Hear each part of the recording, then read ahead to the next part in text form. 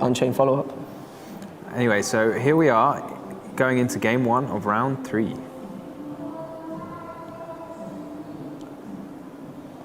And we see the players. I don't know if they've rolled the dice yet to see who's going to go first. But this is interesting. One of the funny things about, I mean, as you mentioned, like Curtis probably angling to go second, given he's maining those lightning storms and Raigekis. Like, if you want to go second, you kind of want to lose the dice roll, which is kind of a weird mechanic. Very true. Because you don't want to let your opponent know that you want to go first or second. But it's also very tough when your opponent does ask you to start, because you don't know if they're trying to OTK you or if they're trying to crack your board. So like you don't know if you're going to be still in the game for turn 3, so do you decide to keep some of your resources in anticipation, or do you decide to put everything out there to make sure your board can't get cracked? He decided to start. He's been lucky enough to start with a live twin engine. Yeah, it's kind of terrifying, to be honest, when your opponent lets you go first, isn't it? It's like, what's the plan? Interesting. Did the imperm come down On the Kisa kill, yes. rather than the normal summon? Yes, I can't remember what it started with. It looked like a normal summoned, Lilla? So I'm a bit confused why you wouldn't just imperm the Lilla. But now we're going to see the surprise factor from Zhu. Zhu was unable to pop an Unchained Speller Trap card. If he did have an Unchained Speller Trap, he would have been able to advance even more.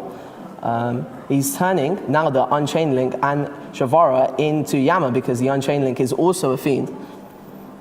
Yeah, that's really interesting. Like, because if the imperm had just come down on the first live twin monster, that would have prevented this line from happening. But I mean, as you said before, like, who's expecting the fact that it's a Fiend to be relevant? Like, probably you'd be more worried that your opponent's going to use like a Sprite starter or something and make a Gigantic rather than some of the Shavara make a Yama. But now this is pretty much just like full Unchained combo from here, isn't it? And Zhu has everything he needs.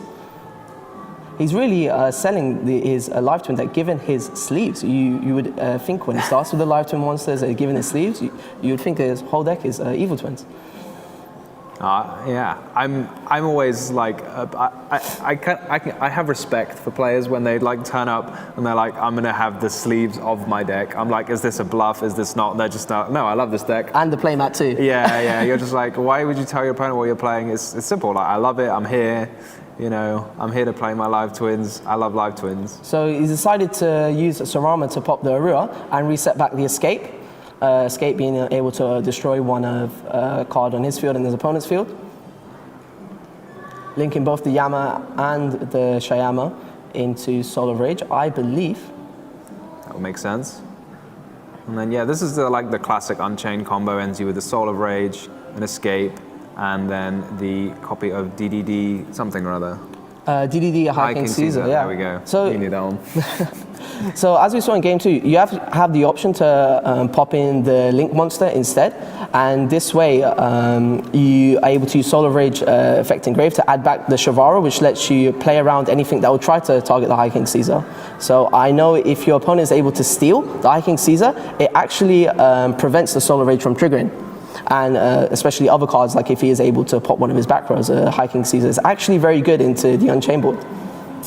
Yeah, it's quite a dynamic sort of board of interruptions, isn't it? You've got the High King Caesar, you got the one pop with Escape, and then the Soul of Rage can come back. So it gives you interruptions in quite a kind of layered way. I don't know if any of them really like affect the Sky Striker deck all that much, like, because the Sky Striker deck just wants to activate spells, really, and nothing negates spells.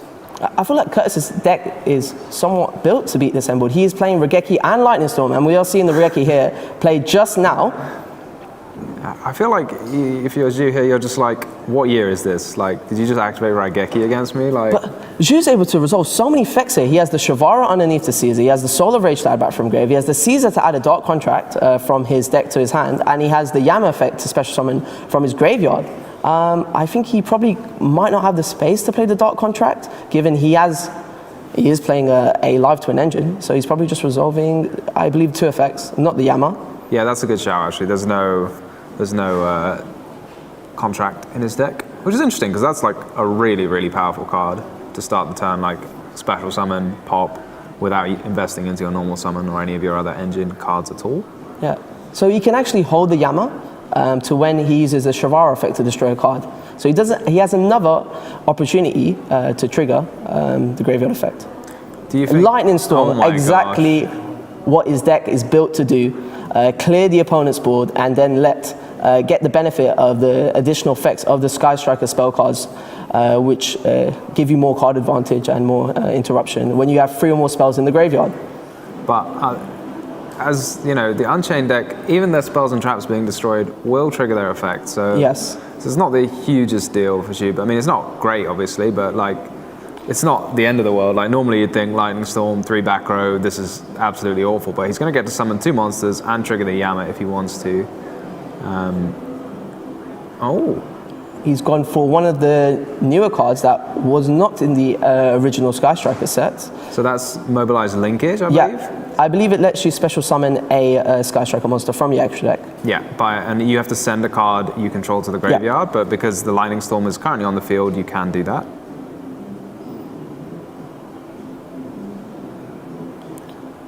I think he's also decided to chain the Shavara to destroy one of the back row, to be able to special summon from hand, and now he's going to use both the traps effects. I think this is a really good opportunity to summon Rakia, and he's also used the Yama. Yeah, the Sky Striker monsters now, without Ray in the graveyard, a bit more fragile than they would normally be. But Curtis has now got 3 spells, which is obviously the magic number, and he's got, what, 2 cards left in his hand? So if one of those is Engage, he's going to be very happy. This Solar Rage also being able to go to SP Little Knight might make it more of a trouble for Curtis to break through into this board. Yeah, I'm really interested to see what the last 2 cards are for Curtis. Like, pretty clutch. I think I can see one of them is Ash, but maybe that's my eyes. It might be a Rose as well. Had the light background. Yeah. Even after playing the Raigeki and Lightning Storm, the field that Zhu has is still powerful. It's really funny. Like, you wouldn't think this was a field where your opponent had just activated a card to destroy all your monsters and then a card to destroy all your spells and traps. I mean, given this, do you agree? Like, maybe he should have done it the other way around. Activating the Lightning Storm first and the Raigeki, I think that makes more sense to me as well. But the issue with activating the Lightning Storm first, then the Raigeki, he would then keep the Shavara trap, because the Shavara would go to graveyard later, and then he would get to reset the trap, but he would not be able to activate the trap. Yeah. That's what I was thinking. Like, it's not super important. Maybe Curtis feels more confident playing into the monsters, because we have cards like Afterburners, Widow Anchor that are able to steal Zhu's monsters, so maybe he's happy. We see Zhu also have the Ash Blossom as well on the Engage. I think this is a very tough spot for Curtis now. Yeah, that was really patient from Zhu, choosing not to interrupt the Hayate into Kagari line just because he knew he had the Ash to stop Engage. It was interesting though, because like, what else are you really going to use that Solar Rage for, if not to just link away a Sky Striker link? This Shizuka is now very vulnerable because he doesn't have access to Ray. Exactly, and now he's using the Solar Rage effect. This time he might summon Nightmare Unicorn to then deal with the back row that Curtis also just set. Oh, he's gone for SP Little Knight, which also banishes it. Now with SP Little Knight, you actually don't need Nightmare Unicorn. Yeah, I think that SP Little Knight also kind of plays around Ray a bit, doesn't it? True, I guess. Because Ray would always be chaining 1, given Curtis is the turn player. So SP Little Knight could be chaining 2, and then... That's that's very smart. I always find that sometimes you have like games of chicken when you have like effects which have to activate in the main phase, because like if Curtis was feeling very bold, he could have just, tried to go to his end phase with the Widow Anchor still in his hand, and then Zhu might have interrupted him still in the main phase, and then you can still continue your main phase too. But it is a big bluff, and it is a big like game of chicken sometimes, and you can make yourself in trouble if your opponent like just says, okay, you go to your own phase, it's fine, you can search. Yeah, sometimes you always need this extra time to think and figure out the sequencing of just not only your cards, but also your opponent's cards as well. Zhu has just drawn, and Zhu already has quite a lot of damage on board already, and now he's summoning Leela. He can't use this effect because you need to control no other monsters.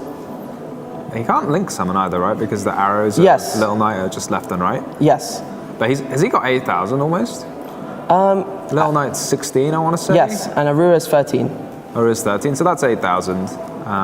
Unless we're playing around calls. No, he's missing, I believe, 1,000. Oh, no, Leela is 500. So he's missing around 600, I want to say. Is Shivara 2000? Yeah, oh, Shivara I is thought it was 2000. 2.4 for some reason. All right. So if Zhu is able to get 600 more points of damage, I don't think Curtis has anything to stop him from not losing his life points. He has no back row, he has no monsters, and I don't believe he has anything in hand that could prevent him. Yeah, I think we're just going to see a simple link up into one of the evil twins, and then that can summon the other one from the graveyard. Yeah, exactly.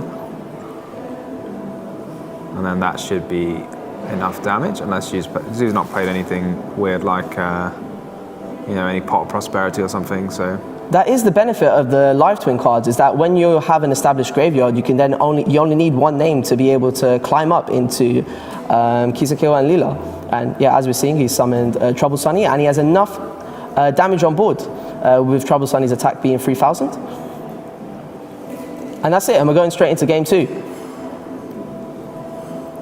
So, like, Curtis there, what did you think of that game? Because I feel like if you're the Sky Striker player, and, these are the powerful cards you've included, Raigeki and Lightning Storm, to help you win games going second, and it didn't really feel like they achieved very much. They didn't. Zhu was able to gain back the card advantage she had lost, essentially, from getting Raigeki and Lightning Storm, because the cards replaced themselves.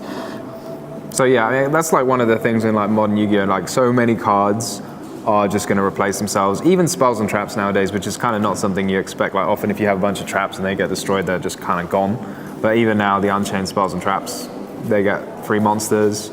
So, I mean, maybe it wasn't like a super ideal hand for Curtis, but I mean, I guess it's, you let your opponent go first and do all of the things they want to do. So that's the kind of field you're going to be facing a lot. I can imagine Curtis would feel more confident going up against something like Rescue Ace, where they put loads of, where they set loads of spell and trap cards. Maybe they were able to establish one Omni Negate such as Baron or Firewall Terrors that we've seen recently, and Raigeki be able to force through one Negate, and then the Lightning Storm just comes through, trading with 5 cards, and they have a very weak board that allows, that allows your Sky Striker monsters to... Yeah, that makes a lot of sense. So I'm just having a look at the side decks too. What do you think of the side deck for Curtis? I'm seeing there can be only one, which, given the Unchained deck, is primarily a Fiend-based deck. I mean, there's a couple of Cyburst monsters in the main deck, but I don't think they're going to do much without linking up into Fiends, so that seems like a prime candidate coming in. With the deck can only be one, Curtis might opt to go first if he believes the card is strong enough to help him secure the win. As we saw, going second wasn't that amazing for him. He even saw the cards he needed, but it still weren't enough to beat through the field that you had. The Bestials, I noticed that he does side, I think are very good into Zhu. Mainly Druisworm. Druisworm is probably the best one because it can trade for one of the darks in the graveyard while also dealing with, let's say, the High King Caesar on the field. I love there's one copy of Anti-Spell Fragrance in the side deck for Zhu, which could be like a complete blowout if he draws it. But he has a Dice Fu? That is very uncommon. I don't even know what that does. Do you have to roll a dice and destroy one of your opponent's spells or traps or something? Is that... There's a couple of cards like that. There's a card called Dice Try. Do you know what that does? It's like a counter spell, and you like flip it and you roll a dice, and if you get the right number, you negate it. That's that card. All that imaginary Yu-Gi-Oh. Yeah, it's not a good card. And so I guess Zhu has decided is going first. Curtis has opted to let him start again. I think there can be only one is like very reasonable deciding, even going second against Unchained. I don't know what you think about that. I wonder what Curtis is thinking in his second attempt to try and break Zhu's board. He's had the same opening where he started with...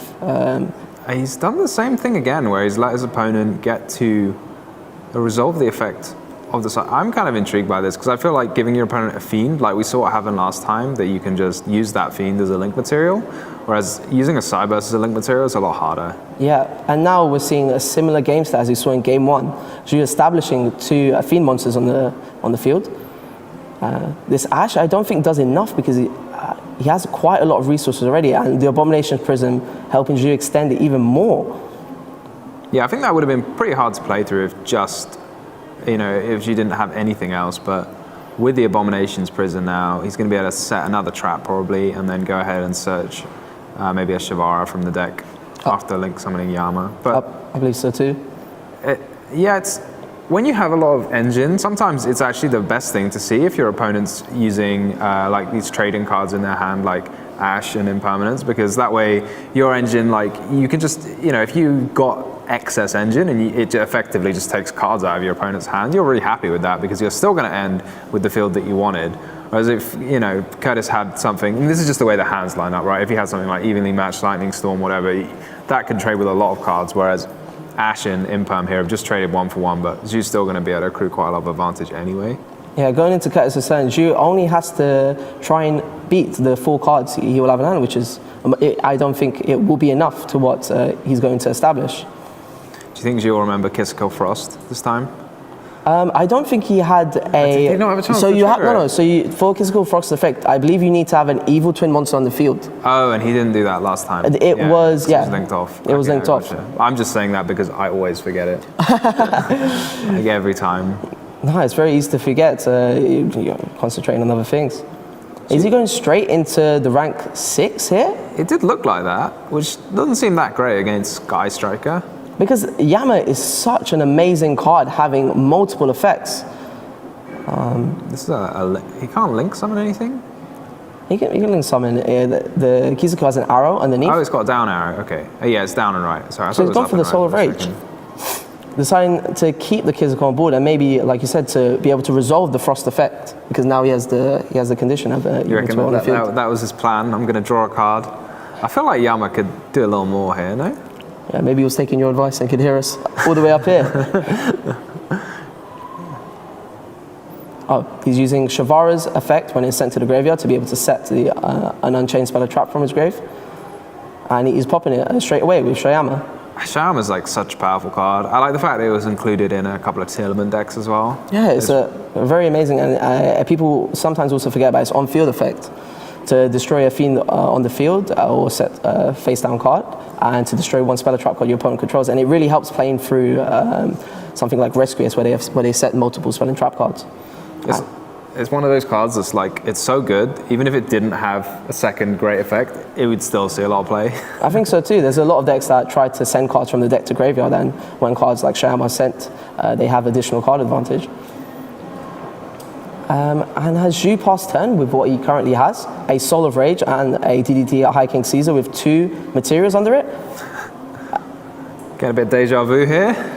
Regeki again. Will it be better this time around? The Soul of Rage will most likely add the Shavara back from grave, and I guess this is probably Zhu's best chance of using Yama. Maybe he might hold it. So he's just kind of declaring his chain links. It's good to keep a cool head here because there's quite a lot of chain links and it might be easy to miss one. Because he's got the Yama if he wants it. And the Soul of Rage. It doesn't look like he's activating the Yama. So I am pretty happy with how he's decided to do this because now when you add back the Shavara from the graveyard, you now have the option to choose when you want to destroy your monster. So now he can summon this Yama whenever he wants while he has a card on the field. It's very neat. So that's kind of like one interruption maybe just with getting the Soul of Rage back, or is there anything else you can do with it? Currently, I think that's all he has. From the trap, you can special summon Unchained Abominable, I believe. The level 8 monster lets you discard a card. Oh, Lightning Storm again. This doesn't feel like it's a very high value Lightning Storm, but I guess he might just want to get the spells into the graveyard.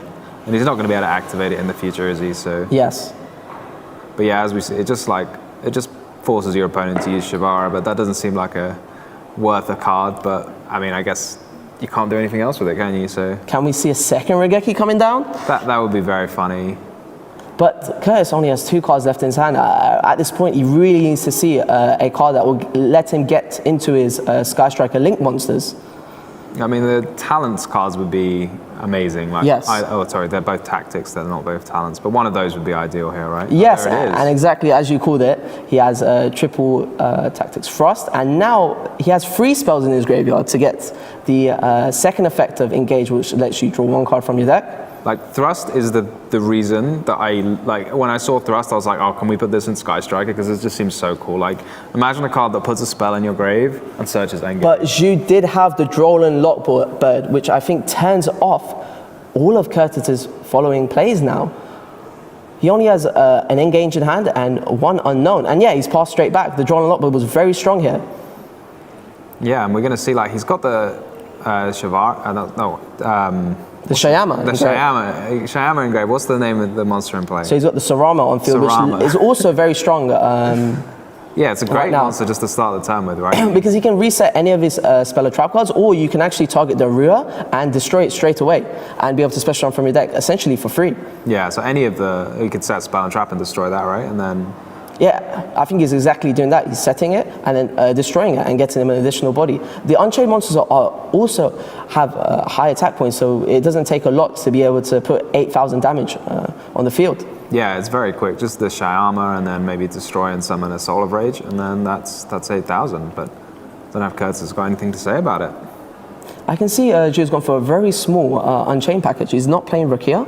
Rakia is very useful in trying to put damage in the battle phase because you have a quick effect to destroy one monster you control. Oh yeah, no, that's a really neat combo to do extra damage. But he's also not playing the level 8 monster. Yeah, that was mentioned. Is it? That's the Abominable Soul of Rage. Okay, the names are all too similar for me. Unchained Abominable. Yeah. I feel like he's only missing 500 points of damage, and if he just uses Yama's... Oh, he doesn't have a Yama engrave. I completely forgot. He decided to not summon it in turn 1. Yeah, that's why he didn't activate it. Like, imagine playing Unchained and not having a Yama. That's amazing. What do we think that last card is? Ash Blossom. Normal summon Ash. I love it. You can link... You can do so much. Link in the Ash Blossom and the Sarama. But he might be Fiend locked from Special Summon from his extra deck because he used Sarama's effect. Yeah. So does he run Muckracker, but he's got no cards left in his hand, maybe? Yeah. But there's a lot he can do. It depends if he wants to play around something like Nibiru, but there's only one unknown in Curse's hand. Yeah, it'd have to have been the 6th card as well, Nibiru, because otherwise it probably would have come down the turn before. But still could be a card, and there's no reason to play into it if you don't have to. I just saw Zhu flash a Ninja Mosquito, which I thought is a really interesting tech in his deck, leveraging the level 2s that the Live Twins give you. Yeah, it seems strange. I feel like Unchained is more than happy just to clear your opponent's field rather than just have to like sort of cheese a bunch of damage through it. But yeah, you decide to link these two off into an SP Little Knight, but I think the Sarama might have locked him into Fiends. I'm not 100% sure. You're just going to have a little look on the Neuron app. See if it locks you into Fiends. But he has not used Shavara's graveyard effect, which lets him get a spell and trap card on the field, and this is where you can use Shayama's field effect to destroy whatever you would like. The option to destroy a spell and trap card is optional. I'm intrigued here. It looked like they were going to some pen and paper and writing down some damage, but maybe he was writing down something else. But often, like, when you see the paper come out, it means he's gone to the battle phase. Did he just pass? I mean, here we see, I guess, maybe like what happens when you try and spread your extra deck quite thinly between a couple of different archetypes, is you don't have the follow-up. So he's gone through like a bunch of his Unchained extra deck. You know, there's no second Wave King High Caesar, for example, which might have been really useful there. You're right, the Evil Twin package does take somewhat of a commitment from the extra deck, because we also saw he decided to play Trouble Sunny too. And he's decided also to play the Unchained cards and the XYZs and some rank 2s. And this engage, I think, is really strong at this moment because Zhu has nothing to stop it. Yeah, Zhu's probably going to be regretting like normal summoning that Ash Blossom because that would have been pretty useful here. One of the best cards in this spot. Multi-roll, a blast from the past. Sky Striker Ray. And there's no good way to prevent the Ray effect with a Little Knight. So we're going to see Kagari. Targeting the engage again, and this is how Sky Striker, this is the gameplay of Sky Striker. Essentially, fill your graveyard with spell cards, activate engage Kagari, add back the engage, multi-roll, resetting back Sky Striker spell cards to the number of Sky Striker spells you played this turn. So multi-roll, there's currently one Sky Striker activation for it. And did he use the multi-roll and chain the Ray, do we think? Or? I am not sure. It's a very good play. It's a play I'm a fan of. Well, it's helpful here because he's going to try and activate Widow Anchor maybe to take one of his opponent's monsters, and if you have already resolved multi-roll, it will prevent your opponent from chaining the SP Little Knight. Exactly. But we saw Curtis at the beginning of the turn. I think he would have had 3 cards, but now he's going to have, I mean, we can't see his hand, but I think it's going to be like more like 4 or 5, showing you the power of that Sky Striker engage. Reading the SP Little Light, maybe wondering if he should have played it into his own deck. Yeah, I mean, he could like take his opponent's Little Knight and make it. I mean, it doesn't look like, it can be a problem for some decks sometimes if you run out of extra deck. You have all these monsters, you can summon them, but then like, what do you do? Like some decks, like the Kashtira deck, for example, in the last format was excellent. It didn't need the extra deck. All of the monsters were threats by themselves. But for the Unchained deck, that's really not the case. Like they're just bodies. They're just sitting there doing nothing.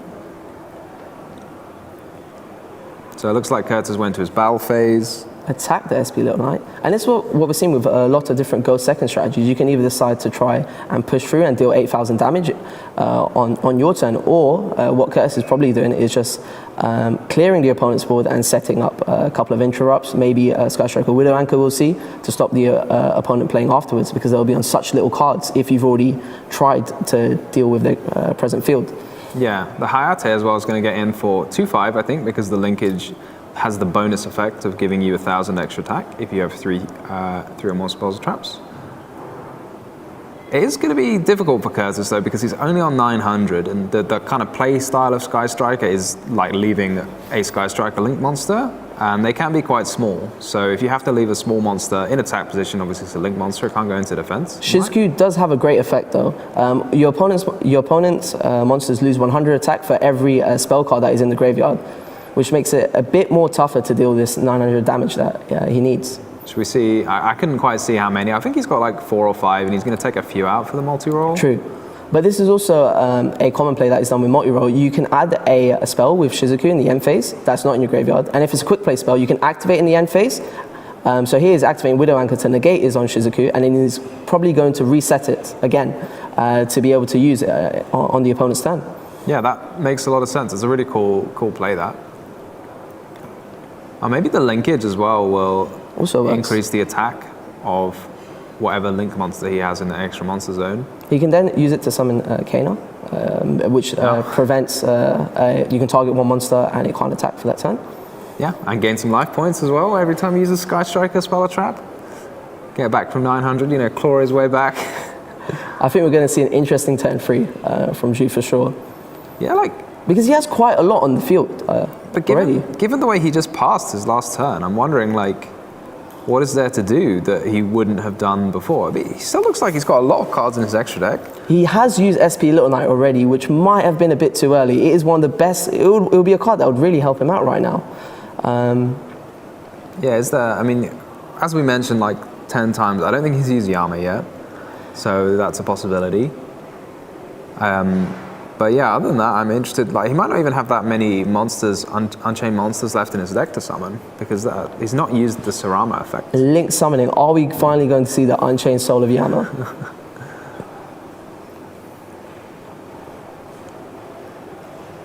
Markracker. So no, sorry. Did we miss something? Is there a Yama already in the graveyard? Surely it would have been banished by now. Maybe he sided it out. It must have been banished. It looks like he's not even using the Shavara, so maybe he's not running so many traps. Yeah, he's only running 3 unchained traps, so maybe he's out of those as well. True. To trigger with Shavara. That would make a lot of sense why he wasn't able to do it on his previous turn when he had 2 Shavaras on the field. Decided to use Widow Anchor on the Muckracker. Is he going to take control of the Muckracker? Because the problem with Widow Anchor taking control, it puts a monster in your main monster zone, and the Sky Striker spells, in order to activate, means you need to have no monsters in the main monster zone. So yeah, he's decided not to take control of it. Muckracker can't be used as a link material anyway. Yes. And I don't think Widow Anchor turns that off, unless I'm mistaken. I'm not exactly sure as well. There are certain cards where they're kind of conditions rather than effects. I'm interested that I'm pretty sure that Muckracker does not have a cost to discard. It's part of the effect of this card. So I think the impermanent should still be in Jude's hand. But he does seem to be pretty much out of stuff. So I'm not sure if that's going to matter too much. One infinite impermanence. Player's just discussing something. If he's trying to discuss if it's the Widow Anchor set from multi-roll, because multi-roll has this effect that the spell and trap cards that you set from it are banished after they are activated. You picked that up. I'm pretty sure it was the cards closest to the deck and the multi-roll that were set. Him deciding to attack, I think he's really realizing just now that his Sorama is actually on less attack than the Shizuku, and now he's taking damage. Do you think he did it on purpose, maybe just to trigger the effect and summon a monster from his deck? Potentially, but the number of Unchained monsters he has in his deck aren't too high. It's not, but he just put the Shiyama back, at least. But I don't know why he didn't try and use the Shiyama, like just the set a spell or trap and then destroy it and then just summon it and then still have the Shiyama and the Shivara. Interesting to see. He's trying to attack into it again and losing life points. Yeah, I'm not sure how many spells there are in the grave for Curtis, but I guess at least 6 if the Shizuku is beating up the Shiyama. This is amazing because I absolutely thought Zhu was going to take this game on his 3rd turn, and now it doesn't seem that way at all. He was so close. He had 7,100 points of damage on the field. And like Curtis had nothing. He was completely shut down by that draw and lock ward. It buys you a turn, but you have to use that turn to win the game. If you don't, then your opponent's still got all of their cards again. It must hurt even more that he used the Ash in order to summon this SP Little Knight, and it would have been the perfect card to stop the engage that he knew was sitting in Curtis's hand. Yeah, maybe he just assumed that he was going to be able to win the game that turn, but it didn't quite plan it out all the way through. Oh, he's using the new card from Age of Overlord, Super, Star Slayer, Typhon, Star Crisis. I think this is a card that many people will forget about. In order for it to be summoned, the opponent needs to have summoned from the extra deck 2 or more times, either on the previous turn or this turn.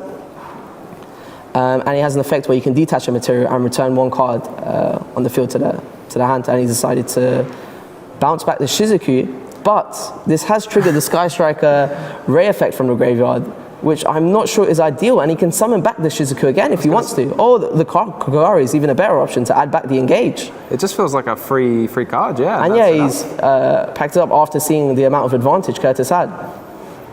That was a massive comeback. Like, I was certain after the first 2 turns that the game was pretty much over. But then, like, Curtis, he survived the turn and was able to come back in by resolving engage multiple times. I mean, that's like the Sky Striker dream, right, isn't it? You just have that engage, you have no other cards. I don't need any other cards. I've got 3 spells in my game. Let me play engage, let me play engage. He must have been very happy when he saw the Ash normal summoned and knowing there was nothing else to stop him from playing. I mean, I would just, if I was him, I would have been like, almost ready to pack up my cards. Like when you have no cards on the field, your opponent's starting the turn with 3 monsters, which it was like 5,000 damage or something. Like, there's no way you would have been thinking you were going to survive that turn. I think game 3 will be very interesting because Zhu now has the option to either let Curtis start or decide, you know what, I think going first has been working for me, I'm going to keep going. After seeing all the cards that Curtis plays, like the Lightning Storms, like the Regekis, you might opt to let him start and draw these cards that he can't use. It'll be, I wonder what you'll go for. Yeah, that's one of the things that I always found uncomfortable about decks where you want to go second, is you don't often know what your opponent's going to do going into game 3, because they're obviously aware that you want to go second, and they now have the choice, and you don't know what they're going to do until after you've side decked. So it's quite tricky for Curtis. Zhu does, in fact, as you mentioned before, side 1 anti-spell fragrance. Is he going to rely on that and believe that card will let him get through the game 3? Does he believe in the heart of the cards that much? I was thinking, like, there's no pot of prosperity, so I mean, you can't search it with thrust, right? Because it's a continuous trap. Do you see this other card that I'm seeing here, like Prohibition? What an old school card. Back in the day, if there was a card you really disliked, activate Prohibition, call it, and you'll be fine. But like, what do you call now? Like, surely anti-spell doesn't... We've seen this Regeki and Lightning Storm enough. Yeah, but like, which one do you call? Like, what if your opponent has evenly matched in their deck? You don't know about it. You know, like, it feels very dubious. I feel like anti-spell covers a little bit more than Prohibition, but... Oh, I think Zhu just told Curtis he would like to start believing that he was from anti-spell. Did we see a prohibition? I wonder where you're cool. It's going to be tough for us to figure out. We're not going to know, yeah. How's your lip reading? Like, if he does win this match, we can ask him in the interview what he was planning to call with this prohibition. And he started strong with the live twin normal summon, Kisakill. You know what we might see, like, after, at the end of the game, what we'll have to see is, like, Curtis will show him the card in his hand that he called with prohibition. That's the and they'll laugh about it. Go. Yeah. He'll be like, oh, I definitely would have won this game if I could resolve my 2 lightning storms, which I drew. No imperm. We're finally seeing this Kisakill resolve. So I'm interested to see what the full combo looks like when they are not interrupted. Leela summon back Kisakill, which will let him draw a card because he controls a Leela on the field. Is that just a different art? That's Leela Treat, is it? The graveyard. It is somewhat like the Kisakill Frost, where it has a graveyard effect. It's called, Leela Treat. Is that new? No, it was in the original package. I think it has an additional effect while you control a Evil Twin. It's just not as popular as Frost because I guess the effect isn't as good? Well, when you start with Kisakill, you have to summon the counterpart.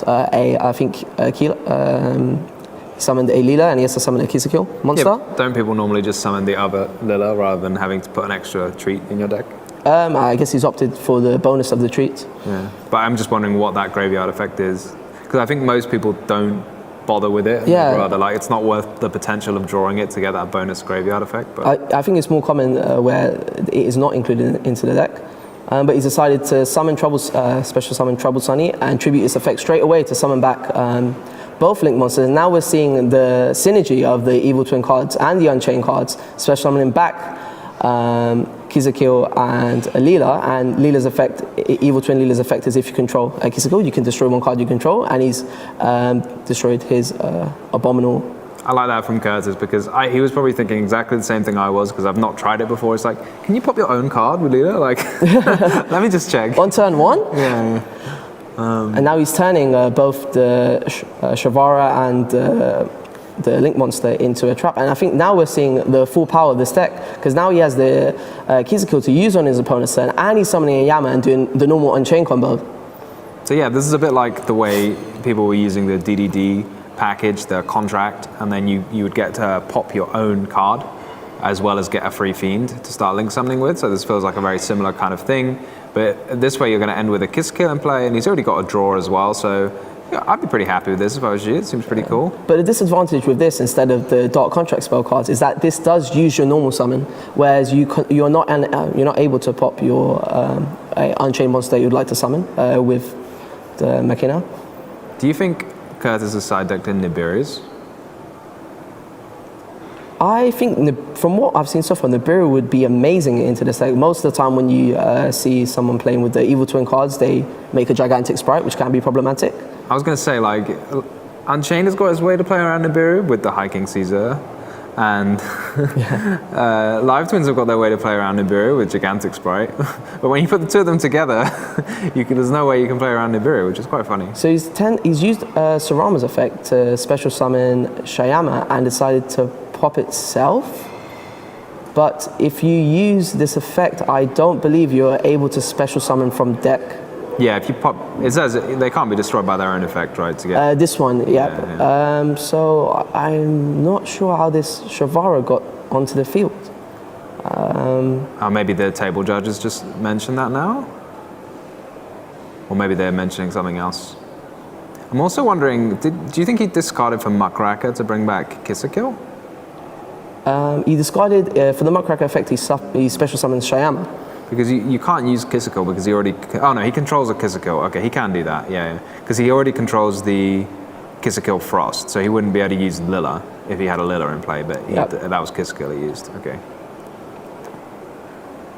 I think he's linking both of these away into another Trouble Sunny to then special summon both links on Curtis's turn. I was checking, he does actually run 2 Trouble Sunny. So that's a big commitment into the Live Twin engine. Really putting a lot into his going first field. I'm a bit worried here because like he's gone through. He only runs one of each Lilla and Kisakill.